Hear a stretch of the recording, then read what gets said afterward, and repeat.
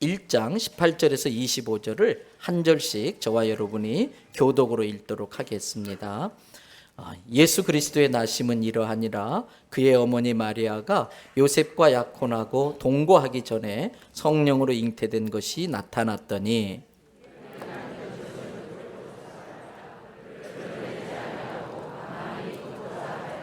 이 일을 생각할 때에 주의 사자가 현몽하여 이르되 다윗의 자손 요셉아 내 아내 마리아 데려오기를 무서워하지 말라. 그에게 잉태된 자는 성령으로 된 것이라.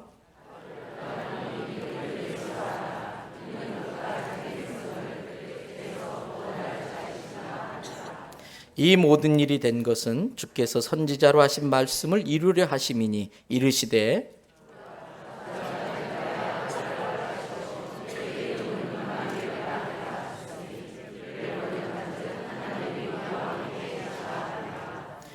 요셉이 잠에서 깨어 일어나 주의 사자의 분부대로 행하여 그의 아내를 데려왔으나 아들을 낳기까지 동침하지 아니하더니 나음의 이름을 예수라 하니라. 아멘. 할렐루야.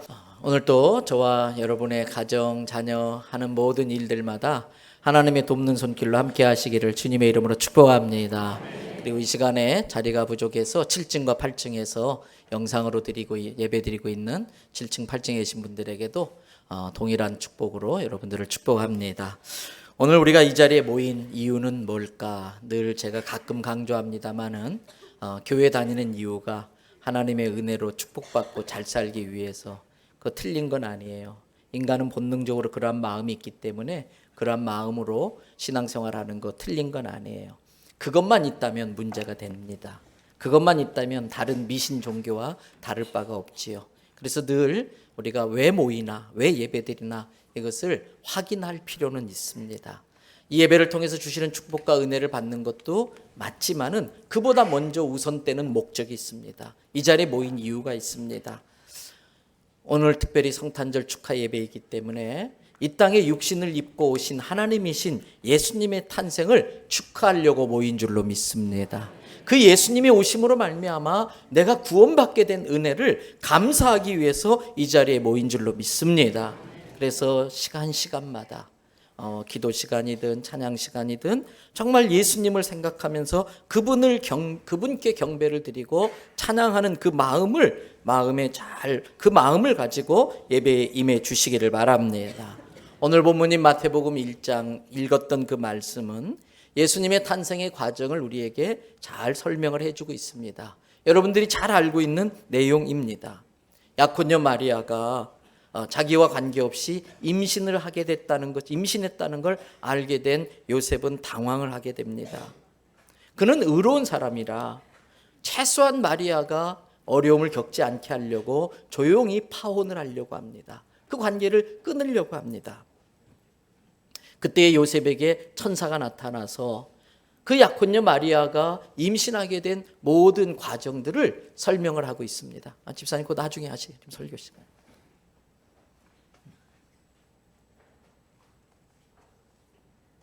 빨리 올라오세요. 오신 김에.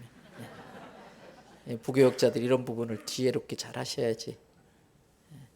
아마 4층에서 오늘 봉헌을 우리 수고한 헌금위원들과 새가족부 빨간 옷을 입은 사람들 박수 한번 해주세요.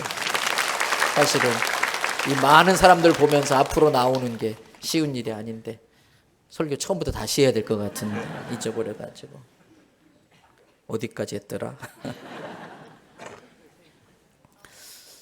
그 요셉에게 그 되어진 과정들을 쭉 설명을 하는 거예요. 그러면서 그 내용들은 여러분이 잘 아실 것이고 그 과정 속에 예수님의 이름이 2번이 나오고 있어요. 그 2번 나오는 예수님의 이름 속에 예수님이 이 땅에 오신 목적이 들어 있습니다. 우리가 예수님을 믿는다고 할 때에 예수님이 어떤 분이시고 예수님이 이 세상에 왜 오셨고 이 세상에 오셔서 무슨 일을 하셨는지 예수님이 이 땅에 오신 목적을 알고 예수님을 믿어야 됩니다. 오늘 본문에 나오는 그 내용을 통해서 예수님의 이름을 통해서 예수님이 이 땅에 오신 목적을 한 번 더 짚어보자는 겁니다. 첫 번째 이름은 21절에 나옵니다. 아들을 낳으리니 그 이름을 뭐라고 그랬어요? 예수라고 해라. 예수님의 고유명사인 본명과 그 예수님의 사명이 담겨져 있는 이름입니다. 또 23절에 보니까 두 번째 이름이 나옵니다. 그 이름을 뭐라고 그랬습니까? 임마누엘이라고 해라. 하나님이 육신으로 이 땅에 오신 것이 무슨 의미인지를 알려주는 내용이 담긴 이름입니다. 첫 번째 이름, 예수라고 하는 이름은 히브리어로 여호수아 또는 짧게 줄여서 예수아 이렇게 발음을 하는데, 이 여호수아 예수아를 헬라어식으로 그리스 발음으로 바꾼 이름이 예수입니다. 영어로는 지저스라고 그렇게 이야기를 합니다. 여호수아, 이 말의 뜻은 여호와는 구원이시다. 이게 여호수아라는 이름의 뜻입니다. 그 내용을 신약에서는 마태복음 오늘 읽은 말씀을 통해서 자기 백성을 그들의 죄에서 구원할 자, 그 예수란 이름의 의미가 자기 백성을 그들의 죄에서 구원할 자 그랬습니다. 그렇습니다. 근본 하나님의 본체이신 예수님이 하나님의 모든 영광과 모든 권세와 모든 지위를 다 내려놓고 이 땅에 오신 목적은 우리를 우리들의 죄에서 구원하시기 위함입니다. 우리를 구원하시려고 하는 그 이유는 무조건 하나입니다. 그분이 우리를 창조하셨기에 우리는 그분의 자녀이고 그분은 우리의 아버지이시기 때문에 그렇습니다. 자식을 향한 부모의 사랑은 무조건 사랑이라고 그랬습니다. 그래서 우리의 모습에 상관없이 우리를 구원하시려고 하나님이 가장 위험한 모험을 했습니다. 가장 위험한 모험은 뭡니까? 천지를 지으실 정도로 그 위대하신 하나님께서, 그 전능하신 하나님께서 추위와 더위와 세균과 질병에 취약한 이 물질 가운데 자기의 모든 존재를 가두셨습니다. 이 작은 물질 안에, 이 육체 가운데 자기를 스스로 가두셔서 사람으로 이 땅에 오시는 가장 위험한 모험을 하셨습니다. 이유는 하나입니다. 우리를 사랑해서 우리가 멸망당하는 걸 보실 수 없고 그 멸망에서 구원하시기 위해서입니다. 자기 백성을 그들의 죄에서 구원하기 위함이다. 이 말씀의 의미는 우리가 우리 죄에서 구원받지 못하면 다 멸망당한다는 뜻이기도 합니다.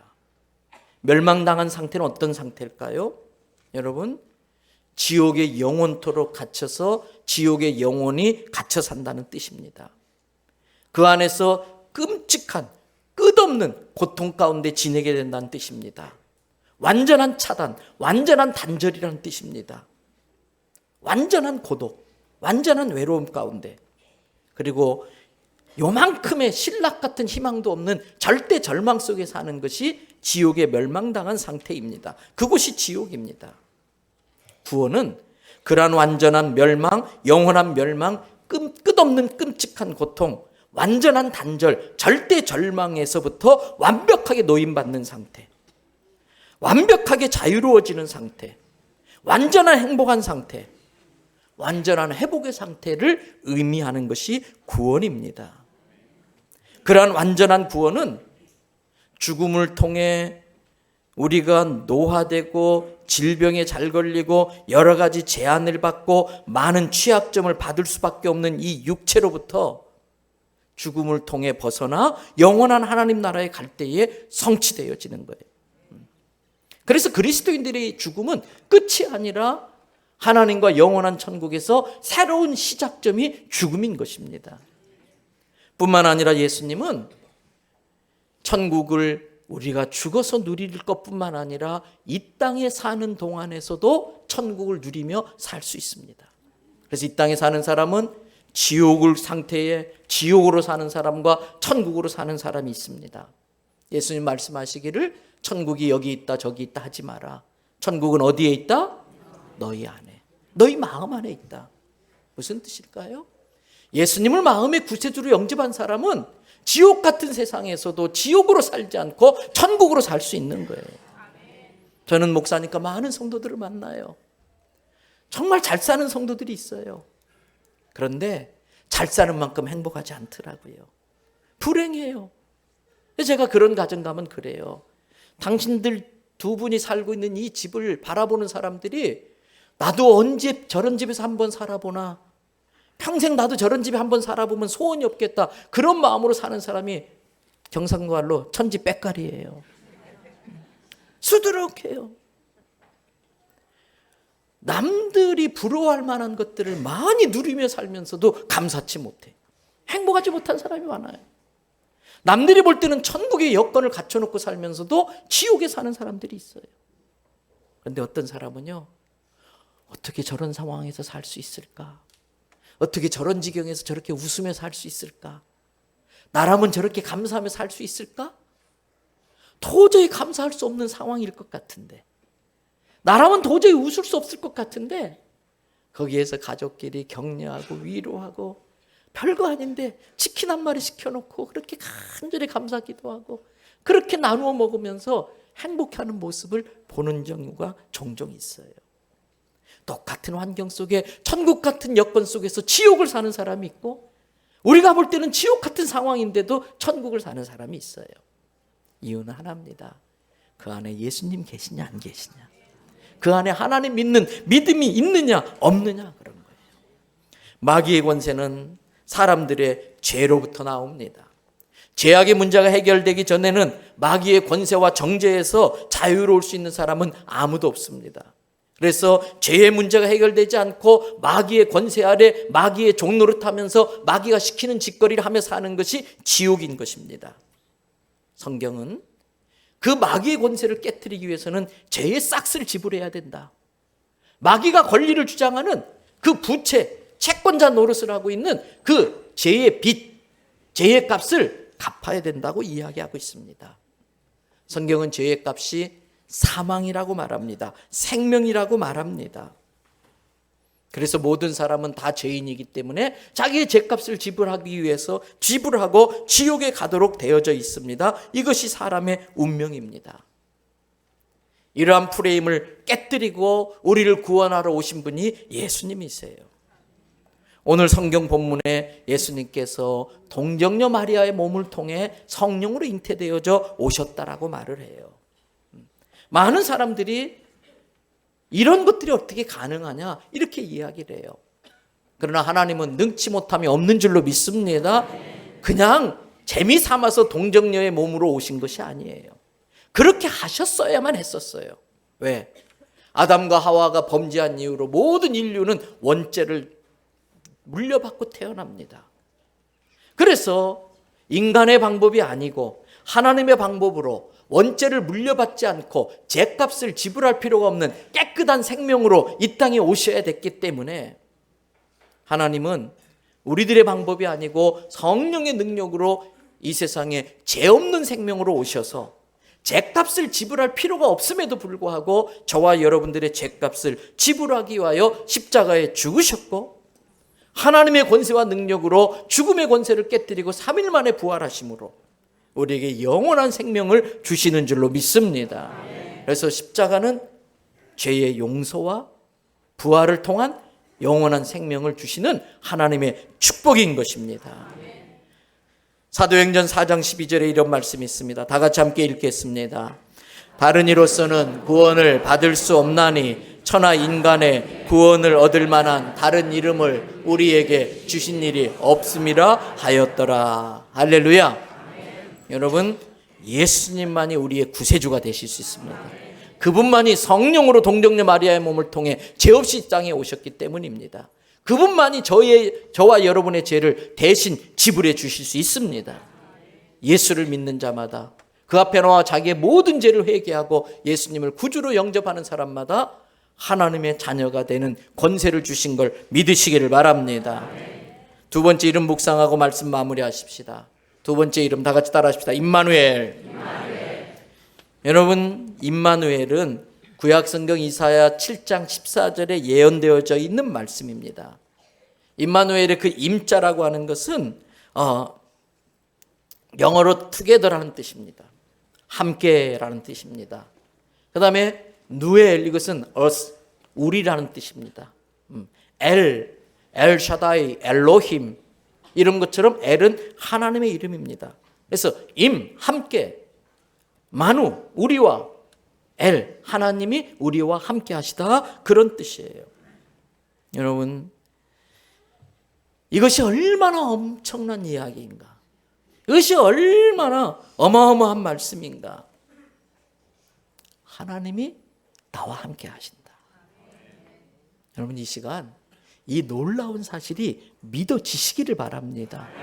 전능하신 하나님, 천지를 지으신 하나님이 나와 함께 하신다. 이 믿음이 있는 사람과 없는 사람의 삶의 차이는 엄청난 차이가 있어요. 그래서 앞에서 말씀드린 것처럼 정말 사건 사고의 연속으로 엎어지고 자빠지고 넘어지고, 저한테 장문의 문자를 보내온 어떤 성도들이 있어요. 어떻게 하면 이분을 좀 도와드릴 수 있을까? 정말 기가 막힌 그러한 문자들이 저한테 와요. 근데 마지막 늘 그 문자 끝에는, 목사님, 그래도 저는 하나님이 있어서 다 감당해낼 수 있을 줄로 믿어요. 제가 참 힘들지만 저는 하나님 때문에 이겨낼 수 있을 줄 저는 믿습니다. 기도해 주세요. 그리고 그분이 지난번에 20몇만 몇천 몇백 원을 보내셨어요. 제가 그분 사정을 뻔히 알아요. 정말 어려운 분이에요. 근데 20만 몇만 몇천 몇백 원을 보내셨어요. 목사님, 저보다 더 어려운 분 있으면 좀 도와주세요. 그래 보낸 거야. 그게 어떻게 가능할까? 그분에게 믿음이 있어요.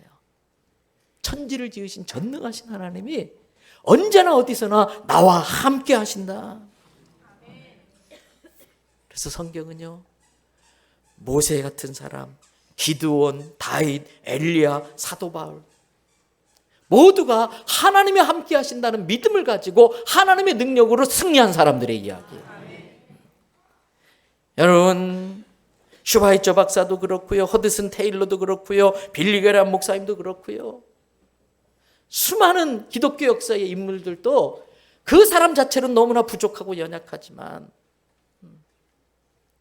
하나님이 나와 함께 하신다는 그 믿음을 가질 때에 하나님의 약속대로 함께 해주셨고, 그 하나님의 능력으로 모든 어려움을 이기고 승리해낸 줄로 믿습니다.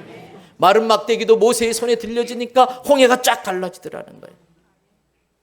별 볼 일 없는 돌멩이 하나도 다윗의 손에 들려져서 하나님의 이름으로 던져지니까 골리앗이 쓰러지더라는 거예요. 그렇습니다. 하나님이 함께 하시면 대적할 사람이 없습니다. 하나님이 함께 하시면 감히 원수마귀가 손대지 못하는 것입니다. 여러분, 힘들고 어렵지만 그래서 예수님이 우리에게 오신 겁니다. 하나님이 함께 하시려고, 하나님 나와 함께 하신다는 이 믿음을 가지고 어떤 어려움도 이겨내는 저와 여러분들 되시기를 축복합니다. 사도 바울은 이 믿음이 분명했었습니다. 그래서 그는 로마서 8장에서 이렇게 고백합니다. 이 고백을 함께 읽고 우리 같이 칸타타를 시작하겠습니다. 로마서 8장 31절부터 39절의 말씀 다 같이 한번 읽어볼까요?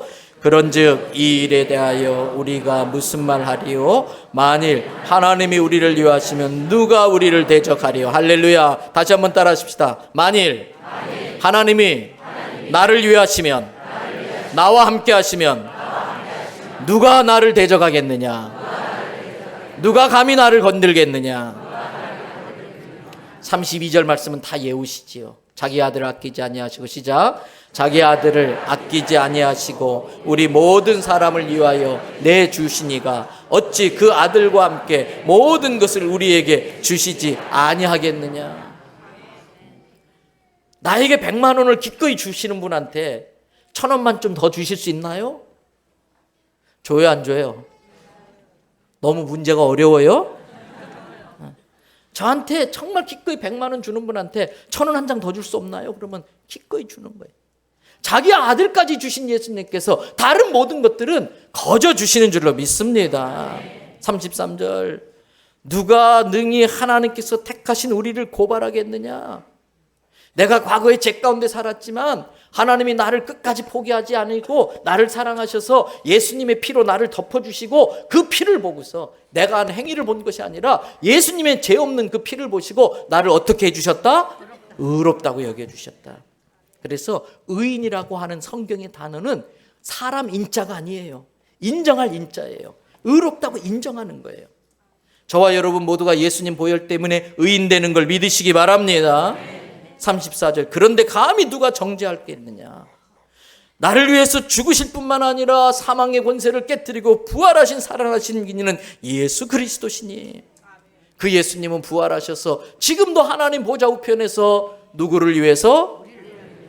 이럴 때는 자기랑 나를 위해서. 누구를 위해서? 나를 위해서 지금 간 거예요. 할렐루야. 예수님이 지금 하나님 보좌 우편에서 나를 위해 지금 간구하고 계시네요.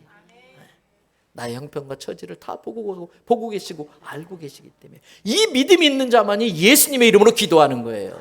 왜? 우리가 마지막에 기도 끝날 때마다 예수님의 이름으로 기도드립니다 하는 이유가, 하나님 보좌 우편에서 나를 위해 기도하시는 그 예수님 앞에 기도 올려드리면 예수님께서 하나님께 다 접수해 주시기 때문에. 그러므로 35절부터 37절까지 35절 두고 읽어봅니다. 누가 우리를 그리스도의 사랑에서 끊으리요? 환난이나 곤고나 박해나 기근이나 적신이나 위험이나 칼이랴. 36절, 우리는 종일 죽임을 당하는 도살당하는 양같이 힘들고 어렵게 살지만, 그런 취급을 받으며 살지만, 37절, 그러나 내가 당하는 모든 어려운 일에 대해서 나를 사랑하시는 예수 그리스도로 말미암아 넉넉히 이기느니라. 할렐루야. 그래서 늘 제가 강조하는 게 세 가지가 있죠. 우리 교회는 성공이 아니라 승리다. 성공은 마귀가 만든 프레임이에요. 세상 사람들이 다 성공하려고 하다가 미쳐버리고 돌아버린 세상 돼버렸어요. 그리스도인들은 성공이 아니라 승리입니다. 나의 죄성과 연약함에서의 승리, 마귀의 유혹과 협박과 마귀의 공격으로부터의 승리, 나를 좌절시키는 어려운 삶의 여건과 미성숙해서 허락도 안 했는데 내 인생에 들어와서 태클 거는 그 사람을 예수의 사랑으로 용서함으로써의 승리, 나의 연약함과 죄성으로부터의 승리, 마귀의 공격으로부터의 승리, 어려운 환경과 어떤 사람으로부터의 용서함으로써의 승리. 승리 나오면 늘 하는 구호가 있지요. 무슨 구호가 있어요? 이기자고 한번 하고 가야죠. 자, 준비. 어디서 엉뚱한 버전이 막 나와. 짝퉁 버전이 나오고 있어요. 자, 준비. 제가 이 팔이 지금 잘 안 올라가서 한자인데 꼭 저 따라서 또 혼자 드는 사람이 있어요. 여러분 두 손 다 들으세요. 자, 준비. 아자! 다시 한번요. 간지러워요. 아자! 시작. 이기자. 할렐루야. 내 힘으로는 이길 수 없어요. 내 힘으로는 이길 수 없어요. 그러나 나와 함께 하신 하나님이 내 능력되기 때문에. 그래서 하나님 내 편 되어주세요 이렇게 하지 마시고, 내가 하나님 편에 서면 돼. 나는 가만히 있으면 안 돼. 내가 말씀대로 살고 하나님 편에 서면 하나님 능력, 내 능력 되는 줄로 믿습니다. 그래서 38절 39절 연속해서 두 절 다 읽습니다. 내가 확신하노니 사망이나 생명이나 천사들이나 권세자들이나 현재일이나 장래일이나 능력이나 높음이나 기쁨이나 다른 어떤 피조물이라도 우리를 우리 주 그리스도 예수 안에 있는 하나님의 사랑에서 끊을 수 없으리라. 말씀 정리합니다. 하나님 사랑이십니다. 하나님 창조주이십니다. 그분이 나에게 생명 주셨습니다. 그래서 내 아버지십니다. 아버지의 사랑으로 하나님은 나를 포기하지 않고 구원하기 위하여 가장 위험한 모험 사람의 몸으로 이 땅에 오셨습니다. 그래서 모든 죄를 용서받게 하심으로 마귀의 권세를 무효화시켜버렸습니다. 그리고 우리가 육신을 입고 이 땅에 사는 동안 또 공격하려고 하는 그 사단에 지지 않고 승리하도록 넉넉히 이기도록 우리를 함께 하시기 위하여 임마누엘 하기 위하여 이 세상에 오셨습니다. 오늘이 바로 그것을 축하하는 날입니다. 우리 옆에 사람에게 예수님 당신을 위해 오셨습니다. 예수님의 이름으로 승리하시기 바랍니다. 할렐루야.